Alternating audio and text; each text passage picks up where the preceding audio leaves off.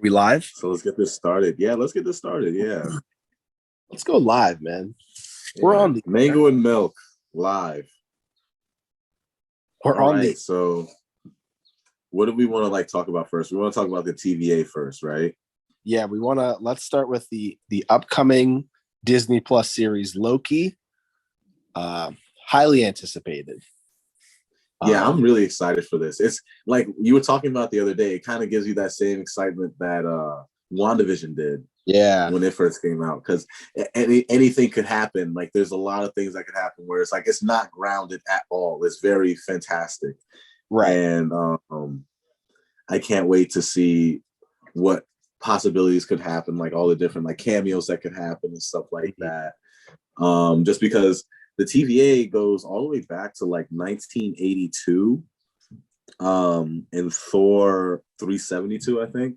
That was like their first appearance, and basically from the very beginning, it seems like they're honestly just a really bad organization. They're bad at their jobs. Like they don't do they don't, like, the whole reason for the story with Thor is that they completely, for some reason, because of some oversights, completely missed the fact that this guy Zaniac ran around and killed every single hero on planet Earth. And so because of this, they retaliate, and the guy takes it as like a whole, as an affront. Of course, he takes it as a challenge, and he decides to rip the universe apart. So this one guy, I can't remember his name, honestly, he's not very important at all, don't worry about him. He goes back, he convinces the TVA to go back in time and get Thor's help to kill Zaniac before any of this stuff happens. And like that's really all we get from that story about the TVA, is that they're bad at their jobs. People are time traveling all over the place, and they're kind of like not paying attention and not doing their jobs well. That's pretty much what I get from that story. But then they end up showing up in the Fantastic Four during like issues 338 through 353 or 354, and even into the annual 24 with them. And so basically what happens is, I guess, like the TVA, they find out that that Galactus like dies at some point or is killed at some point. And this celestial, the black celestial, he basically brings him back to life. He brings Galactus back to life, and basically like makes his hunger even like stronger. So basically Galactus is like, fuck that, I'm not even gonna go around and try and take over these planets and and consume them. I'm not even gonna go to the planets. I'm just gonna create this huge black hole, and I'm just gonna draw everything to me, and I'm just gonna consume everything that way. And because he does that, the TVA step in, and they create this time bubble, basically this bubble where time exists, where he exists and time is still going, but it's outside of regular space and time.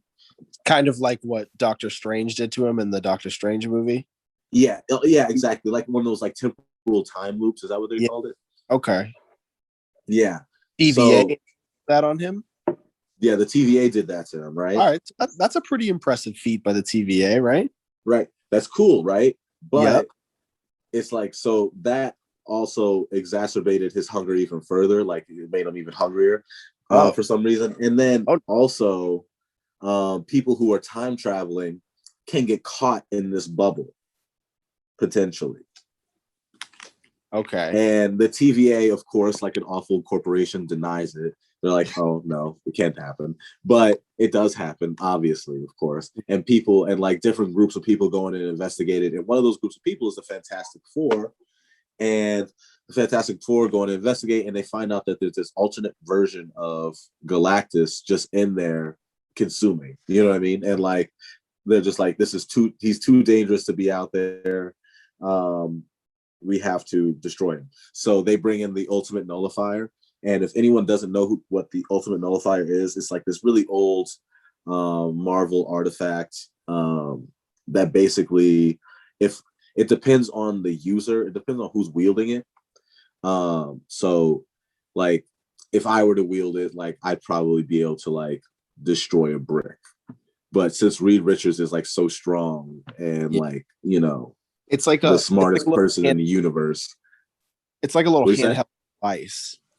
Yeah, exactly. It's like a little handheld device, and like a little Game Boy. Depending on the user, depending on like the user's constitution, intelligence, and strength and power. Yeah. It's what determines like how strong or how devastating the result of using it is. And because Reed Richards is, you know, one of the smartest, most powerful people in all of Marvel comics, he basically goes in with the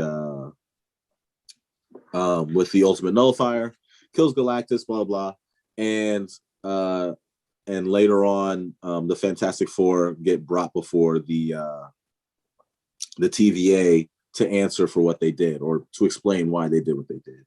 And of course, it's the Fantastic Four and Reed Richards. They have a great excuse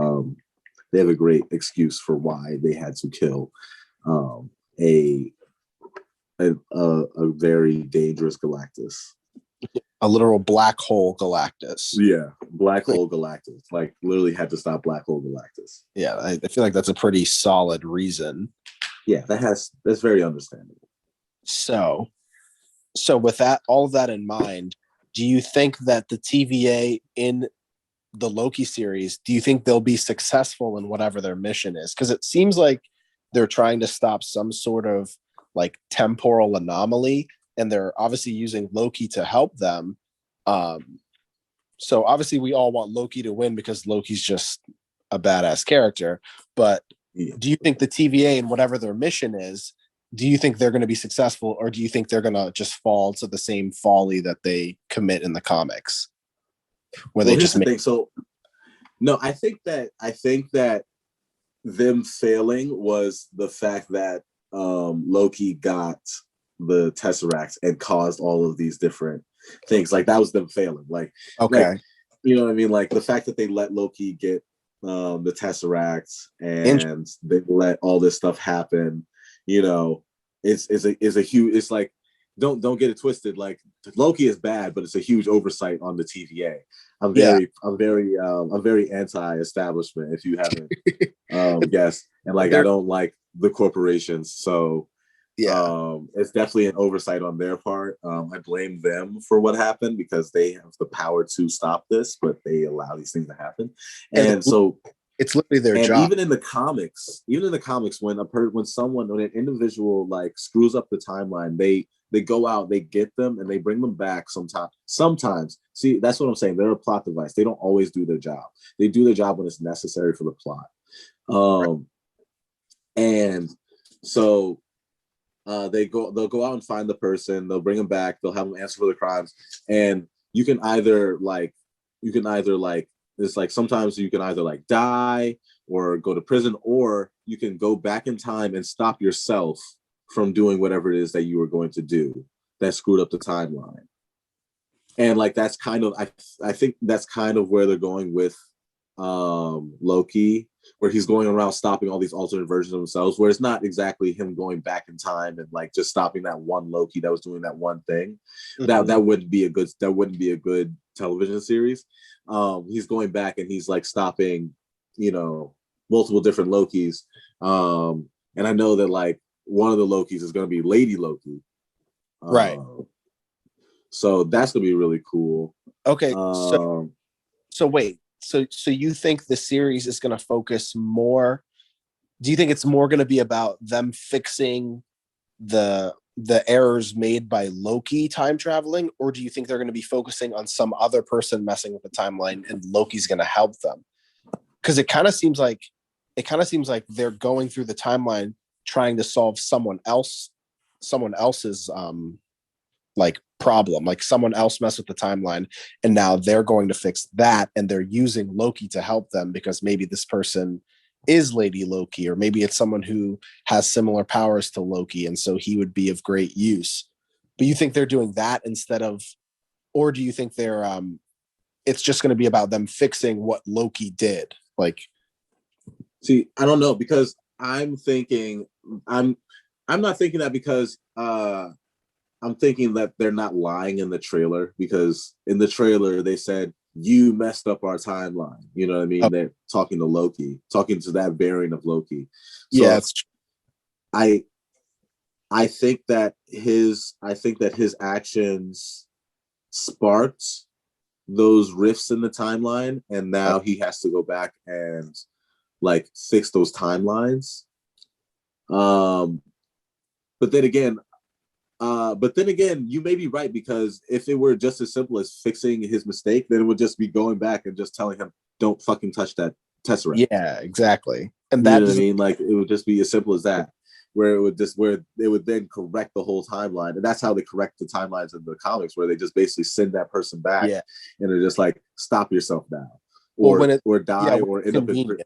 prison, or will destroy your entire reality. You know what I mean? Like thinking of, like, now that I'm like realizing that, like, I think you're totally right. I think that they're gonna be like he's helping them stop someone else. Like they're basically doing what they do in the comics, where they contract out, Yeah, where they try to find other people to do stuff for them. And like, and speaking of like contracting out and like finding other people, and like other people being involved in like protecting the multiverse and the timeline and stuff like that. mm-hmm. we could get we could get a lot of different cameos off of this. Because with the multiverse, the MCU opens up a huge can of worms in terms of just the amount of teams that are involved with the multiverse. Because there's a lot of different Avengers teams that are involved with the multiverse that like are just alternate versions of like different characters just coming together and protecting the multiverse. Right. And then there's also like an X-Men like sort of led one called the Exiles. That would be like super cool if we just got like a short cameo, like maybe from like one of the characters, like maybe Blink or something like that, because Blink is a really cool character. She like can create like like energy daggers and stuff like that, and she can teleport. It's really cool. She was in And she has a really cool character design. Huh? She was in Days of Future Past. She was the one She creating like was roles. That's only like kind Yeah. of a little bit of her Yeah, so power. she kind of throws those things and they teleport her and stuff like that. Yeah. It's a very cool, it's a very impractical but very cool superpower. Oh yeah.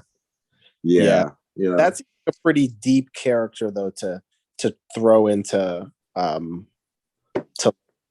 I mean, I'd love to see her and that team she's a part of, but who do you think totally. It would be too hard. It would be way too hard. There's too much history with a lot of these characters, and that just would be way too hard. Yeah. But who do you think is the most likely cameo we'll get in the series? I believe that they will not cameo anyone. There will be no huge cameo. That is my prediction for this. And I say this because they have repeatedly disappointed me with cameos. And I just don't think that with the TV shows right now, just because of the way the TV shows have played out and the way that they've always been, and the way that things have been getting cut out because of COVID, I think that if there was a huge cameo, it was probably going to be something that had to do with the Fantastic Four, because we were probably going to get the Fantastic Four next year. If not if not even like sooner, you know what I mean? Yeah. But because of COVID, we're going to get in like 2 years. So I think that a lot of stuff had to be rewritten. A lot of stuff had to be worked so that it like makes sense for it to come later. Loki, but I do go ahead. Loki seems like it was the least affected by COVID, only because it was like, I think it was shot after all of the other ones, so it did have a little bit of breathing room. Yeah. So, but I think that because of those other two shows having to be rewritten and reworked and re-edited and stuff like that, I think that there might like in the original script for this show, there might have been a cameo for a Reed Richards or maybe even a Doctor Doom, like some sort of Fantastic Four reference, and also a Kane the Conqueror reference, and then which would then lead into maybe a Kane the Conqueror reference. But we've already gotten a Kane the Conqueror reference in what's that movie with Paul Rudd? Ant-Man Quantumania. Well, I mean, like, remember in the second Ant-Man, he actually his little like city in the quantum realm shows up. Yeah, when they're getting Janet Van Dyne. Yeah. So that's why I think, for me, my biggest theory that Kang the Conqueror is going to have an appearance. I think just based on, like you're saying, it's a great way to show a connection to the Fantastic Four because of Reed Richards. He's related to Reed Richards, and Kang, time traveler, just makes sense to show up in Loki, a time traveling show that Kang also doesn't care about time. Would have at least a cameo, or maybe they even reference him, similar to how they referenced Doctor Strange in WandaVision. But yeah, besides Kang, I can't really think of anyone who possibly could, because like you said, so far the cameos in terms of the two shows that have premiered so far, WandaVision and Falcon and Winter Soldier.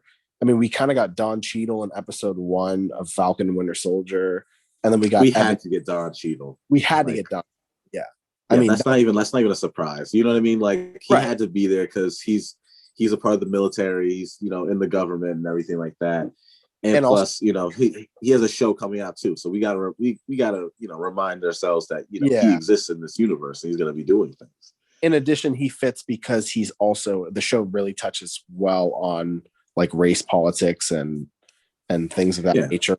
As a black, plus he fits well. They're both the black best friends to the white saviors. You know what I mean? Yeah, to the white trilogy characters. Yeah, and now they get to step in and be those characters and wear those masks. Which, I hope they do it gracefully. And yeah, of course. But I think they've been doing well so far.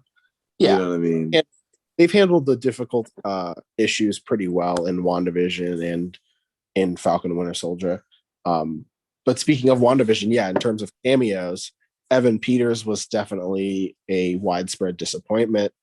So it doesn't really instill confidence. Huge disappointment because huge disappointment because the show was supposed to come out later. Yeah.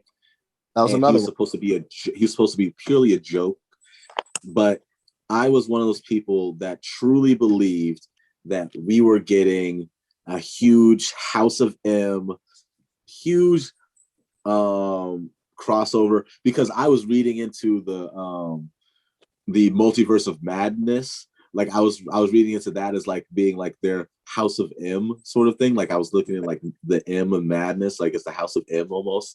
And like I was like, we're gonna get this huge House of M thing where it's just gonna rewrite the entire MCU. They're gonna give us everything we wanted. And nope, it was just a boner joke. He was just what is it? Family Ties? Form of comedy. What show was that? Family Ties? Boner? Oh yeah, it was Family Ties or something. Yeah, because one of the producers or directors or whatever was actor on Family Ties back in the day. Yeah.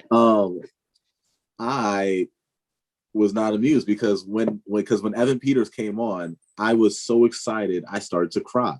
I was like, there's no way that they're gonna actually put the mutants in the MCU right now. I was so excited that I shed a few tears. But then it was just a fucking boner joke and made me feel stupid for dreaming. The boner joke was from Growing Pains, by the way, not Family Ties. Growing Pains, exactly. Yeah. but instead it was groin Ralph. pain. The freaking boner joke. Yeah, Ralph. Ralph fucking Boner, bro. And like the whole time I'm reading into Ralph as being like Mephisto. I'm like, there's no way this isn't Mephisto. We all Come rode on. the Mephisto train. We all and, did. And in my head, like I had already created this idea that like that Agatha was basically being manipulated by Mephisto, and that's why she's doing this, because like a lot of times in the comics she is an antagonist. She is an antagonist to Wanda, but at the same time she does like mentor Wanda at the same time. So like I thought maybe she would, like, whenever she was saying like, you know, Ralph can't tame me, it was just like her, like, you know, giving these little calls for help. Yeah. You know, like, hey, like, you know, Mephisto is, you know, controlling me and like make me do all this stuff and like manipulate you. So like, you know, you need to watch out, type of shit. But like it turned out not to be that, and I was very disappointed. I don't know, because she does have she has the Book of Cthulhu right now, the Darkhold. Yeah, the Darkhold. Yeah. So I thought that was cool that made an appearance, because it is very important in the lore of magic in the MCU. Yeah. But I was really hoping to see like maybe just like a glimpse, like maybe just a short cameo of maybe Mephisto or Cthulhu, or, you know, some sort of like demonic character. Maybe. Yeah. I mean, I thought the after credit scene was very cool though. With her like projection. Yeah, with her astral projection, and her like basically studying the book of the Darkhold and everything. I thought that was really cool, honestly. And you heard her kids at the end, so maybe the kids might reappear again. There could be another version of Wiccan and Speed. Yeah, and like I'm in my head, like an older version too. Like they're gonna definitely come back older, closer to the comics. Yeah, just closer to teenagers, so they can be the young Avengers. Exactly. Yep. Yeah, because, you know, toys, video games, kids, they have to do that. Well, I don't think they would introduce them and then just get rid of the characters and never delve into them again. Like kind of a lot. No, they're too, like, Marvel has made them into too cool of characters at this point. Yeah. Like, kids want to see them. I want to see them. You know what I mean? As well. I liked the actors. We need another speedster. I like the way that they depict speed in this universe. Yeah. I'm not a huge fan of the way that they make the Flash run in the Snyderverse right now. Someone described it to, what do you say? You don't like the long, like lengthy strides that he takes?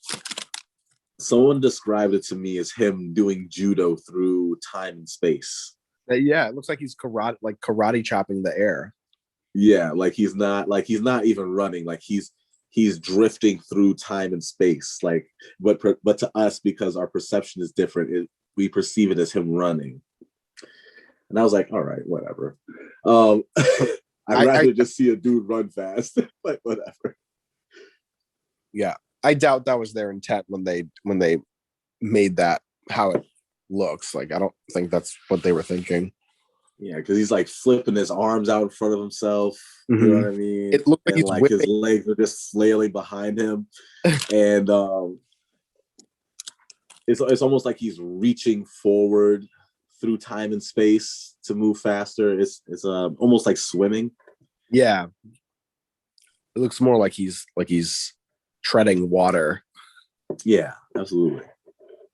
But yeah, totally. Like, in the end credit scene of WandaVision, I liked a lot, because I'm still holding out hope that when she hears her kids, it's Mephisto who's manipulating that, and then that's when we get Mephisto involved. But I know it's not. I know that's not what's going to happen, because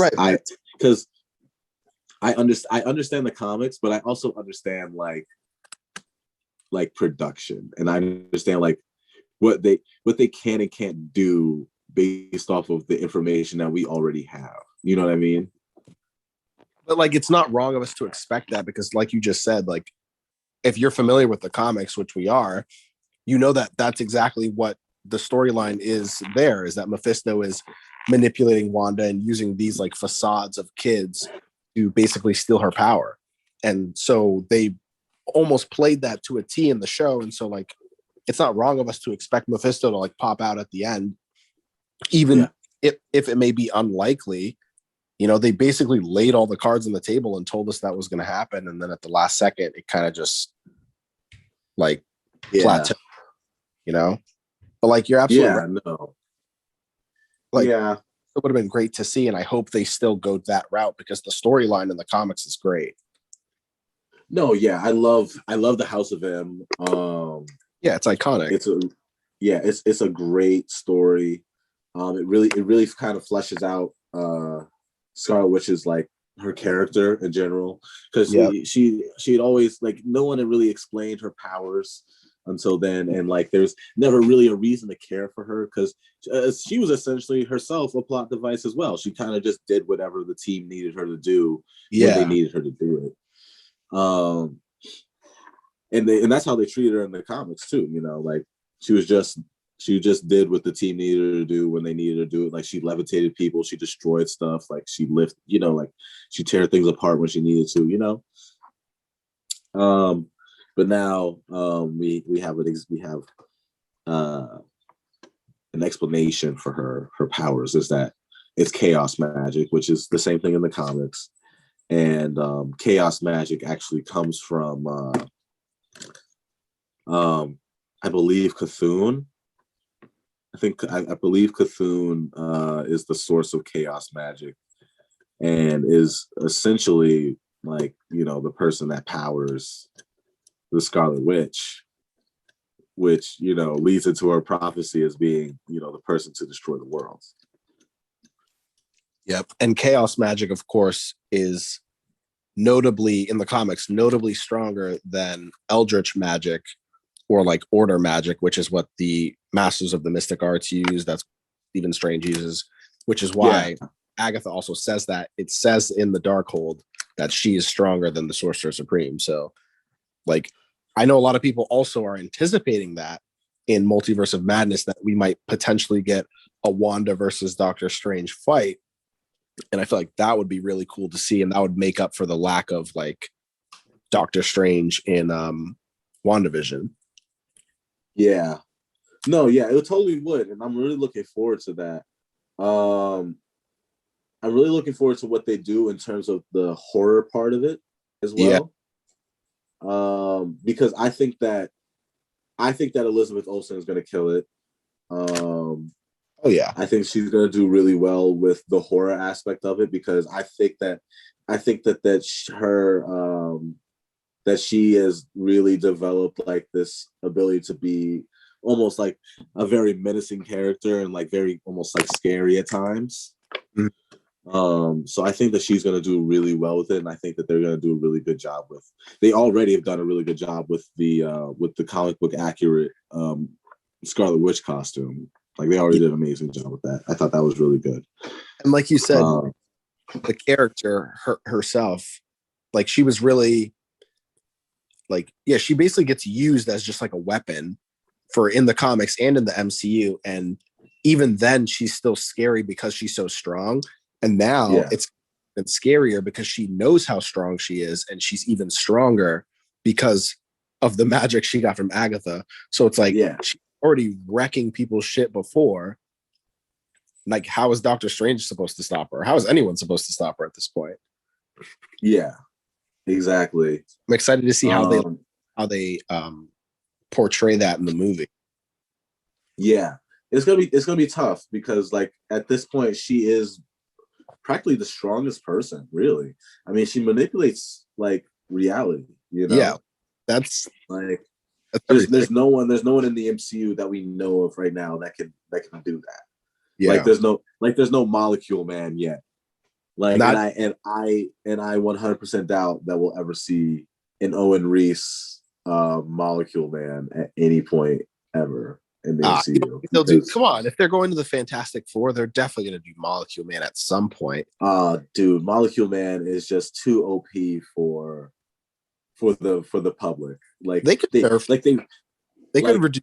we're so selfish as a people and as a society that like if you released like a Molecule Man, the idea of a Molecule Man to like the public, people wouldn't understand why he doesn't, just take over the whole world and create the world in his image, because he can change reality on a molecular like level, you know what I mean? Like, and why doesn't he just tear apart reality and just make it into his own image?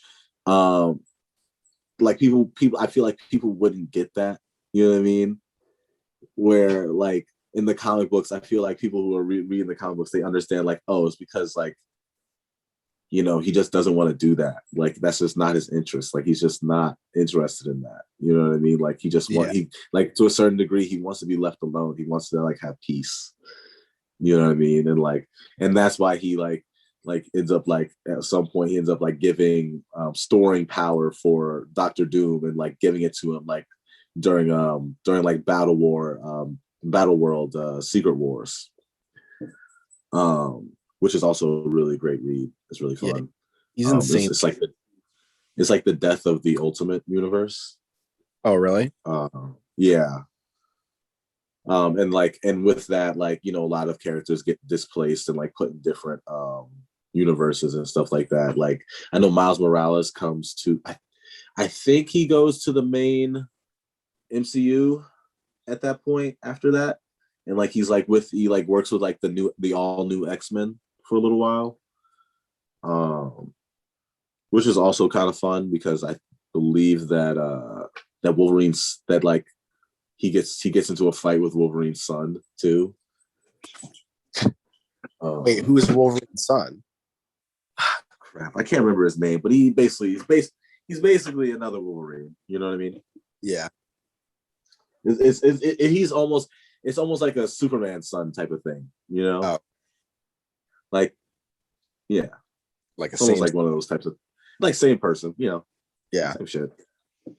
Definitely not as cool as X-23, right? But still, still kind of cool. But yeah. What else should we talk about, dude? I mean, in terms of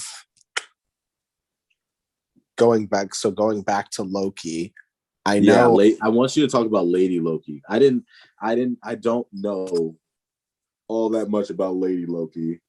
All I know is that Asgardians, when they die, their spirits leave them and they go and they inhabit another body. And like at some point it's up to Thor to, go out and find all these people and basically unlock their ancestral or whatever, their spirits. Yeah. Their Asgardian spirits, and remind them of the duty that they have. You know what I mean? Like, there's actually a really good story. I can't remember what issue it is exactly, but there's this really good story of like after Ragnarok, when Tony Stark becomes like the leader of the director of Shield.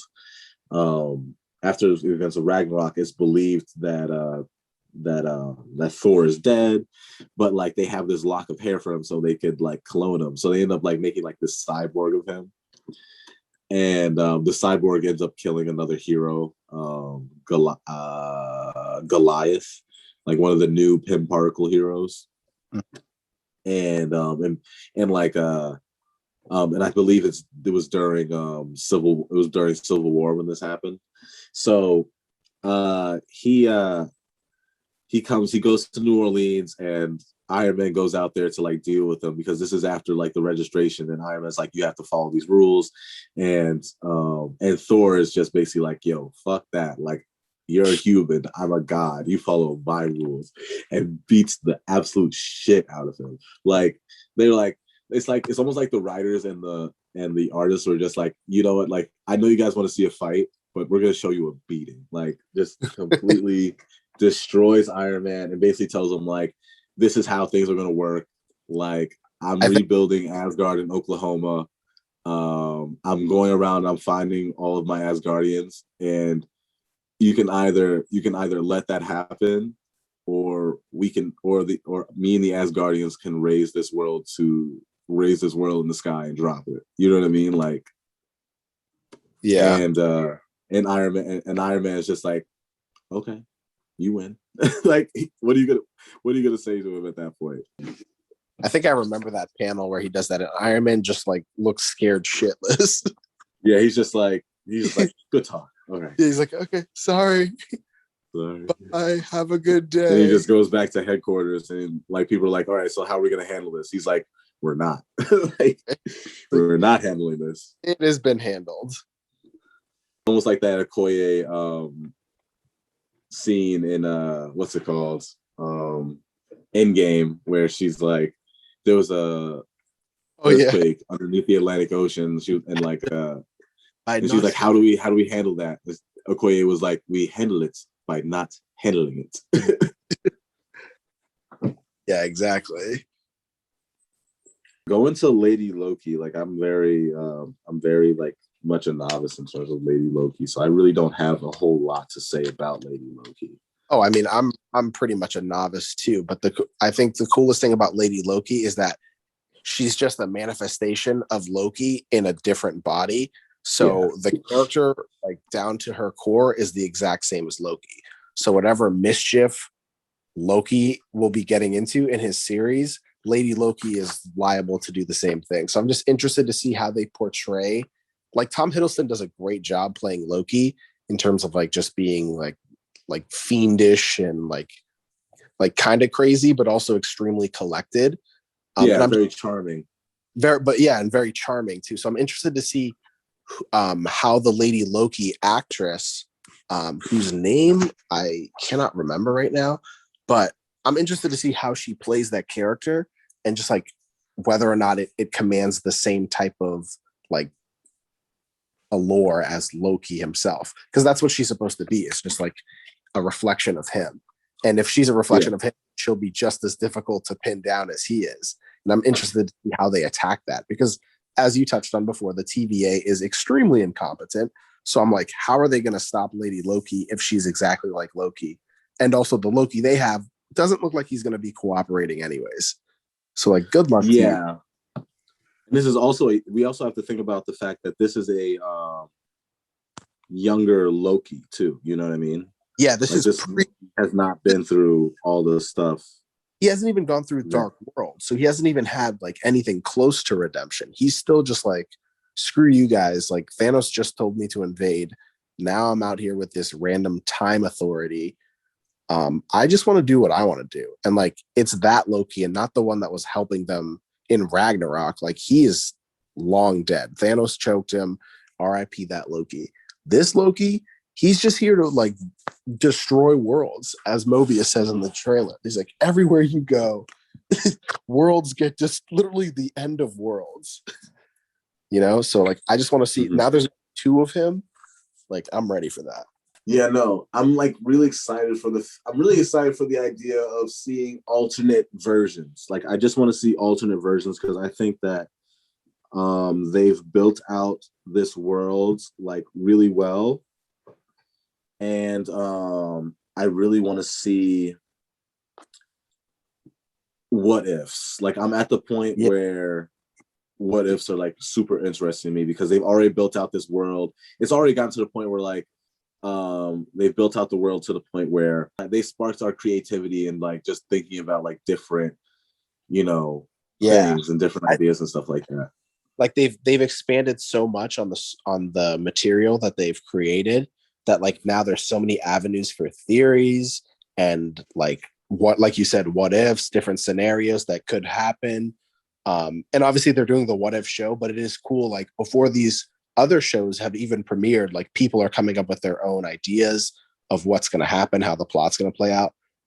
That's a testament to them, because they've created a world that's worth investing in, and it's fun and it's aired, and it's cool, and like, that's why Loki is so cool, is because like you said, like there's so many different versions of Loki. There's so many different stories they could tell, and there's so many different ways they could go in terms of portraying him. Yeah. That like it's just fun to theorize and like wonder like what avenue they'll go down. Because there doesn't seem like there's anything. Um, it doesn't seem like they're going to tell a bad story. Like Marvel has proven that No. they can tell a story well. So the I question mean, is, shit. Like they're including DB Cooper in this. Like I have to like this. yeah, It has to be good. yeah, DB Cooper is like one of those. Is one of those like American like folk stories. Like it's yeah, just it's a part of like folklore of America. You know what I mean? It's a part of like the legend of America, basically. yeah, Like this guy, like for our younger listeners who don't know who DB Cooper is basically this guy who robs a plane, jumps out of the plane. He robs like the equivalent of like $2 million from the passengers on this plane. So it was like $200,000 at the time, but it was like $2 million now, basically. And jumps off this plane, and I believe it was like over like Southern California or something like that. it was no, it And was Washington. It was in Washington. it was in Washington, so yeah, it was like north. It was like northwest. Yeah, The Portland to see. Pacific. It was like yeah, it was like somewhere over the Pacific Northwest, and he and like they never found this guy. He's just basically just been at large for decades, and the only thing they could find was just a few bills. That was it. A few unmarked bills, and it's crazy because like they did the whole DP Cooper thing in the trailers, and like he jumps out and Heimdall takes him, and like it was really cool because they just left a few dollar bills just behind for them to fall and for like the FBI to find. I thought that was really cool. It just seems like it's going to be interesting how they connect it to real world like phenomena. And yeah, DB Cooper is a great one because he's like a modern day superhero. Like he like just disappeared. Like he's an actual magician in the same way that Loki feels like an actual magician. And like now they're connecting those two, and they're going to be connecting. I know there's a couple other real world events that they're trying to show. Pompeii. It shows Loki in Pompeii, and like maybe he's gonna have something to do with that. So it's just like cool that all these like strange phenomena in human history are gonna get explored in this extremely strange character's journey. Yeah. And that's why it's so cool to delve into that world, because it's like partly now they're telling you and they're informing you that it's your world too. Like these events that you know in your history, like Loki was there too. So now your world is connected to like the Marvel world. And it's like, dang, that's pretty cool. Yeah, no, I think that part is going to be really cool. Just like diving into like, you know, real world mythology and stuff like that is going to be really cool for them to do. I just really am excited about the aspect of seeing these different Lokis and just seeing how the world turns out because of different events. I'm really excited to see President Loki again. Like before the MCU, I wasn't very much a fan of. I definitely wasn't as much of a fan of Asgardian comics as I am now. So like, I don't really know much about like the Asgardians other than like the stuff that like I'm like suggested to read. So I don't really know much about like Lady Loki or any of like the President Loki, like all those different versions of Loki, because I know that they do a President Loki in the comics, because I remember being in high school and like seeing that cover somewhere and thinking like, oh, you know, I'll get around to it, but I never did. So yeah, like I'm really excited to see what they do with that and like how they handle that, because in the trailer it looks like he's getting betrayed by his people or by his guards. Maybe when someone shows up. So it looks like maybe Loki shows up. Maybe the Loki that we're accustomed to shows up, and basically like is like, you got to stop this, or the Loki that we're following shows up and like makes them a better offer, and basically they turn on the other Loki, and the Loki that we follow takes over in his place for a little while, for like the episode or something. Yo, you know what's funny about like President Loki too? Do you remember what his tagline is in the comics? No, I don't. His entire like campaign is based on the fact that he tells people like, I'm going to lie to you, but at least I have the decency to tell you I'm going to lie, instead of these politicians who just lie. And people are like, yeah, that's actually a good point. Like, okay, I kind of. I mean, it doesn't make any sense the more you think about it, but it's one of those things where it's like, if you catch people not thinking about it a lot, you're just like, well, that makes a lot of sense. At least he's being honest with me now. Like, what? Yeah. Like, he's probably not lying about that. At least now I know I can trust him. Like, it's like one of those like logical fallacies, because someone tells you that they lie. Yeah, it now means that you can trust them. Like, no, like a very much a logical fallacy. Yeah. But like Loki, he's like you said, he's charming, but he's extremely like mischievous. He's extremely like self-involved. Everything's about him. So yeah, no, definitely. If he can manipulate you in some way, he will. Yeah, absolutely. He is the ultimate finesser. He is. He truly. He finessed his way to being king of Asgard for like a year or two. Bro, literally, he finessed the throne. That's very difficult to do. Most people have to watch it. He finessed it. Yeah, most of us just watch the throne, just observe it. Oh man, that was a really bad joke. I'm gonna stop. That's all right. You know, this is episode 1. You know, we can get all. Yeah, it's never the best season. Yeah, this milk only gets better with time. You know, exactly. We age like fine milk. Fine milk, yes. Yeah, the finest. Yeah, this mango and this milk don't go bad. Oh man. So we hit on Loki. What else? We touched on the TV shows. Trying to think what else. We got some movies finally coming out in the next few months. We got Black Widow. Finally. Yeah, I definitely care about Black Widow, and I'm definitely gonna pay the $30 or whatever to see it. Okay. But I don't have oops, damn, I hit him right in the face. Didn't mean to do that. I hit my rabbit in the face. But I don't have like, not that I don't have like high hopes or expectations for it. I just don't have any theories about it, just because I'm not excited about it. I like, got there's a sentiment that I agree. They've almost all but lost my excitement for this project. Yeah. Because they sat on their hands and they didn't release it earlier. Yeah, they're about 4 or 5 years too late with this. Yeah. Realistically, they're maybe about a month and a half late. At this point right now. So like when it actually does come out, they'll be like 2.5 months late. The party for me at least. Because if it had come out, maybe if they were releasing it like maybe a month and a half ago, that would have been perfect for me at least. Yeah, nice. In terms of like with COVID and everything, like I get it, you know. Yeah. But they kind of screw themselves now, because like now I'm not that interested in it. Not that many people are talking about it. No one really wants to talk about it that bad. Because really, everyone wants to talk about Spider-Man. Honestly, Spider-Man and Shang-Chi.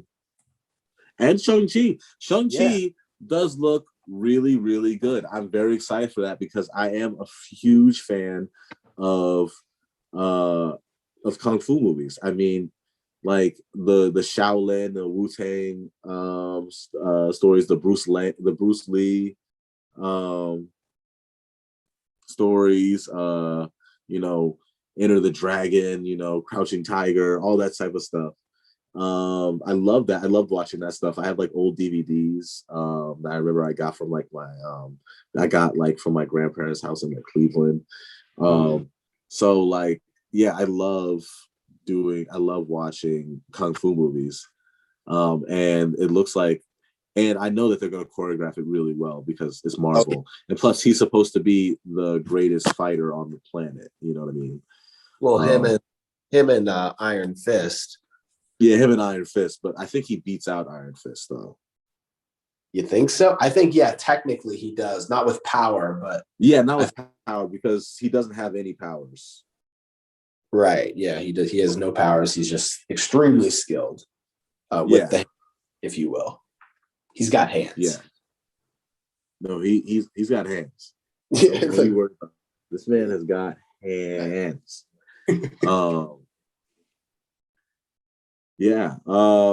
But no, yeah, like I'm very excited for Shang-Chi. I'm not so happy with what they did to the 10 rings. I believe that they should still be rings. You're not a fan of the gauntlet bracelets? Yeah, I'm not a huge fan of the gauntlet bracelets. I really wish they were on the fingers, but I get it because, we just had Infinity Stones and we just had the gauntlet. Mm-hmm. So I get it, with just having the gauntlet, you don't want everything to be on the fingers. I get it, whatever. But the rings do have a really cool design in the comics, so I was very much anticipating that. I think they did a good job with the bracelets. I think they look pretty sleek.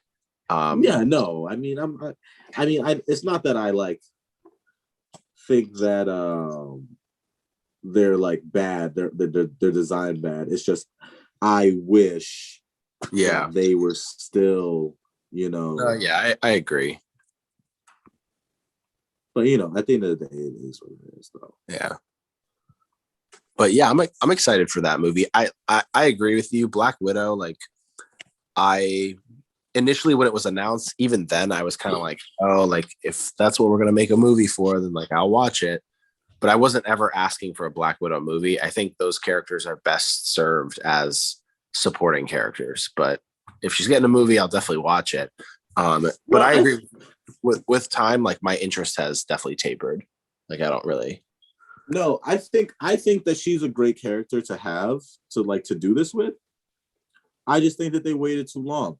The other thing, like I think that her backstory is really fun, and I think that it can be really important because it can tie in like Leviathan and stuff like that. Yeah, with the Russian like Cold War people and stuff like that, and eventually like we can get and like I don't anticipate it at all, unless because it comes out so late, maybe they might add it in. Cameo from Omega Red. Omega Red.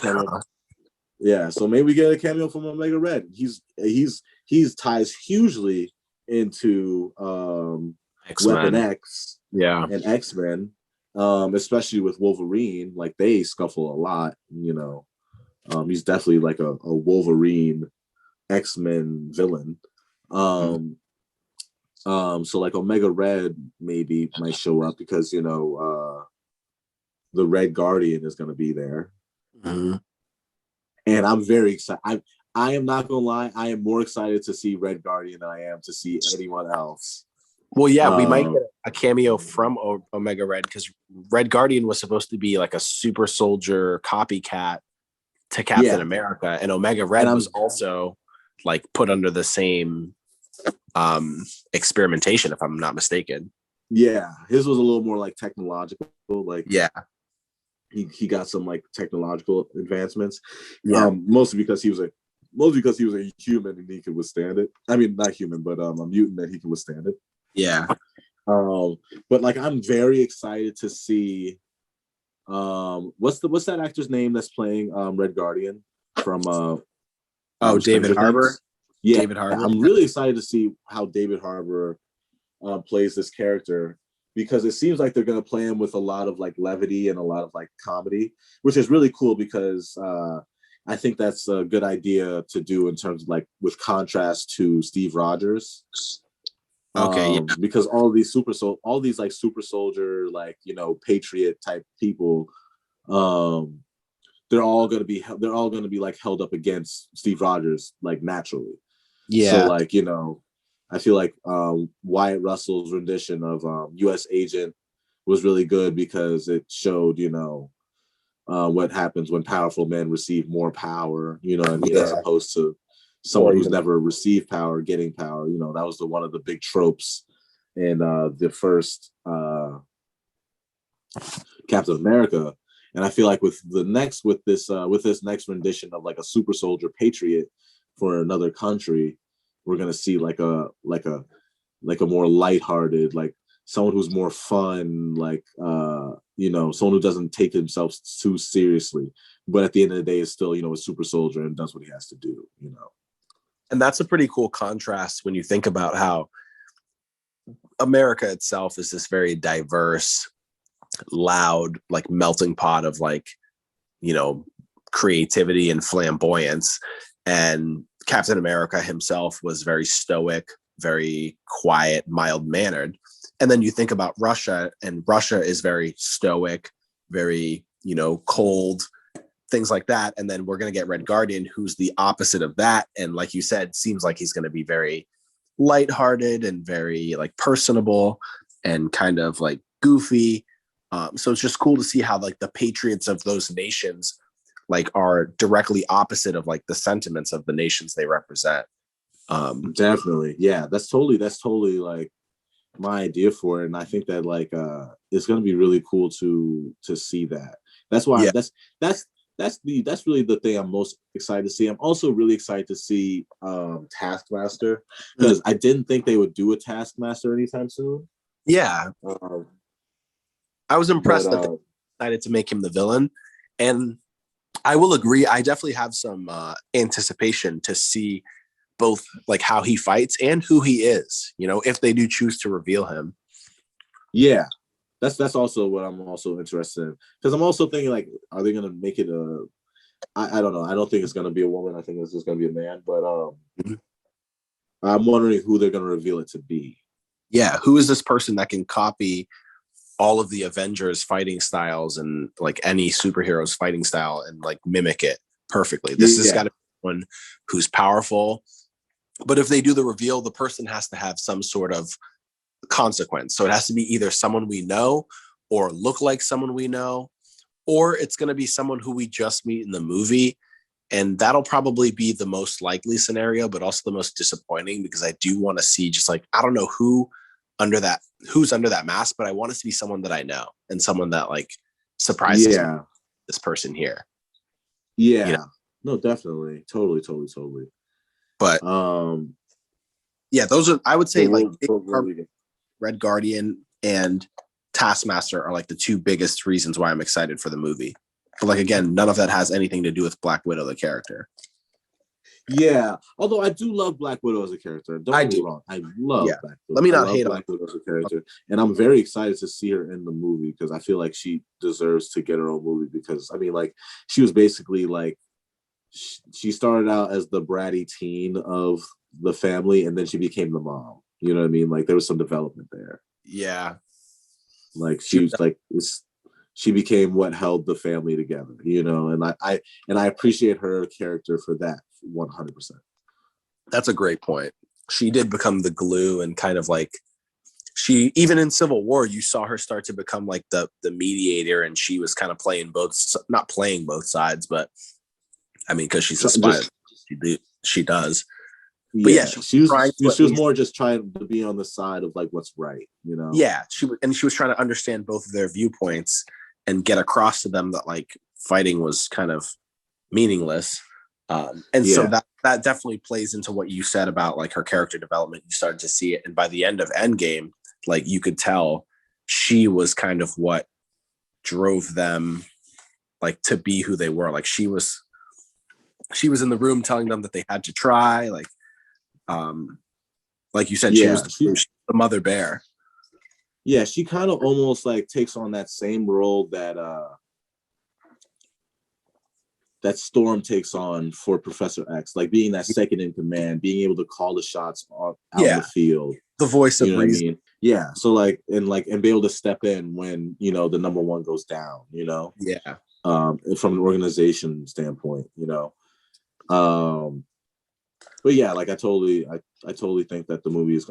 I think the movie is going to hit like all Marvel content has. Like there hasn't been a time where I like was like, oh man, let me just watch this Marvel movie. Like no, it's like whenever anything comes out, like you have to watch it. Yeah. You know, but yeah, I'm just not super excited about it. I'm not super excited about it. I'm a little more excited now, like talking about it and thinking Yeah. about like Red Guardian and like what he's gonna be like, and I'm very excited for his performance. But yeah, Well, I'm because also not. I think the biggest question too is, since we know the fate of Black Widow already, what is the consequence of this movie? It takes place predominantly in 2015 ish, before Civil War. Yeah, Right? so War it's gonna it's it looks like it's gonna set up more stuff for like Dark Avengers or Thunderbolts. with Yelena, with Yelena as the new Black Widow potentially. Yeah, and then Elaine Bennett's character, Louis Julie Dreyfus, who's she playing again? Val. Oh yeah. Uh, I think she's supposed to show up in the movie as well. So and so is Thaddeus Ross. You think Val Um, show up? huh? You think that Val is going to show up? I think Val shows up 100% at the end, or in the. I think she shows up 100% in the second or third act. In the same way that she Uh, did in Falcon and Winter Soldier? not this. Yeah, I think in the Where she same kind of popped. capacity, sort of Yeah. in like that recruiting capacity. Okay. Because and and I think it's more likely that we see her in the third act because you know what they're doing. They're using her. Um, they're using her the same way that they used um Samuel Jackson Yeah, I and was Nick just gonna Fury. say, like, she's starting her own Avengers. It's Yeah, kind of like a and cool backdoor Avengers almost. yeah, and if you think about it, so Julie Louis Dreyfus is 60 right now. Like, think about that for a She's second. 60. She's 60 years old. Like, or no, she's 50. I'm sorry, she's 50 years old, I I was believe. hey, No, is no, she? no, she's not 50. No, wait, I gotta see this. I'm gonna edit this part out. I'm just gonna say I No, wait, believe. you're right. She is 60. What? She's 60 years old, bro. She is 60 years old. Looks absolutely amazing. So, but like regardless, she's 60 years old, and Samuel Jackson is 72 right now. Yeah, She's starting her she looks she's starting her fantastic. MCU career at the same time as Samuel Jackson did. Yeah. At the same age. They're starting at the same age. Like and I think that's the formula. They go out, they find one of the most like popular performers to ever act in America, and they get them at 60 and they just lock them in for like a decade, and For the that back person is nine the new of her Nick career. Fury. Literally, like, and that person is the super spy backbone of Yeah. the MCU. And I They're think that's cool. what she's They're gonna be. edgy. I agree. I think that's a great theory. We've talked about this before, and I agree. She's a recognizable, like, A-list celebrity face. She's a Oh, great actress. Like you said, she looks great. She's 60. She can do it for a while. I agree, and I think she's just like a cool character to bring in. We don't know much about her. She's mysterious. She's got yeah, like the Julia Louis Dreyfus like charisma. yeah, And it's like just I love how the character looked in Falcon and Winter Soldier. And yeah. yeah, And I I love agree. the way I'd love to I see her loved show her up. performance too. Like, even though it was short, I loved her Mm-hmm. performance and like the character that she was able to bring to us. I loved Yeah, it. I in thought a it was limited. really dope. That's someone who I'd love to see have like, have a hand in whatever plot is going on in like a big movie. I feel like she would be someone who would just like turn shit upside down. Yeah, and that's why I think Dark Avengers is coming in the next 3 or 4 years. I agree. 3 or 4 years, man. They're Nick Fury, like you said. Yeah, yeah, she's definitely the new Nick Fury. and I think that she's gonna show up in the movie. Probably towards the end. Now I think about it, probably towards the end, doing some recruiting, and I'm pretty sure Thaddeus Ross is going to be involved as well. He is. I don't know exactly in what capacity, but he definitely is. You know who? Last thing, you know who else is in the movie is Robert Downey Jr. as Tony Stark. Oh, okay. Like, he confirmed. So I'm interested to see what his role is going to be. That'll be interesting. Yeah, I mean, Robert Downey Jr. is always welcome in any. He's always the door's always open in any cinematic universe at any time. Jeez, it's right though, you know. Yeah. All right, man. Yo, was gonna sign off now. All right, first episode. We did it. First of many, man. Yeah. Little milk for your morning. Yeah, exactly. Yeah, man. Little mango and milk. Yeah. How else do you want to start your morning, you know? Mango milk with a mango milkshake. A mango milkshake. Exactly. Goes down chunky. Yeah. Not very viscous. We're gross. Yeah, we are. Yeah. Let's call. Yeah. On that note, let's end it.